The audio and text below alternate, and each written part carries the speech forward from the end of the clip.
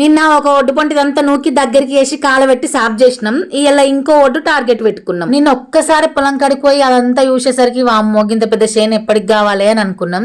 కానీ ఒక పెద్ద పనిని మొత్తం ఒక్క రోజే చేయాలని ఆగం కాకుండా కొన్ని భాగాలు చేసుకొని ఒక్కో రోజు ఒక్కో భాగం కంప్లీట్ చేసుకుంటే మనం అనుకున్న పనిని తొందరగా రీచ్ అవుతాం. తప్పిపోయిన పత్తి కట్టంతా ఏరి ఒక ఆడ కుప్పెత్తే ఆ కుప్ప దగ్గరికి ఆయన పాత పత్తి, చిన్న చిన్న పుల్లలు, ఎండిపోయిన గడ్డంతా నూకుతుండు. ఎంత నీట్ గా చెప్తున్నామంటే పక్కపండి చేనులో చూసి ఇంటికా నుంచి చీపురు తెచ్చి పేరు అని ఎక్కిరించుకుంటూ పోతుర్రు. మా ఆయనకి ఏదైనా పని చేస్తే అది నీట్ ఉండకపోతే అది అస్సలకే మనసున పట్టది, సాటిస్ఫాక్షనే ఉండదు.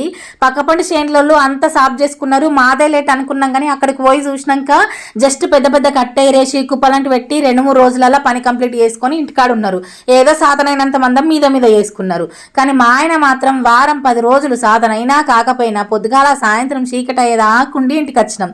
అద్దం లెక్క మెరిసేటట్టు క్లీన్ చేస్తుండు. అందరు ఎట్లా చేసిరో మనం అట్లా చేస్తే నడవదా, పంట వండదా అని నేనంటే కావాలంటే నేను ఇంటికాడ దించేస్తా, నేను ఒక్కొన్నే చేసుకుంటా అంటాడు.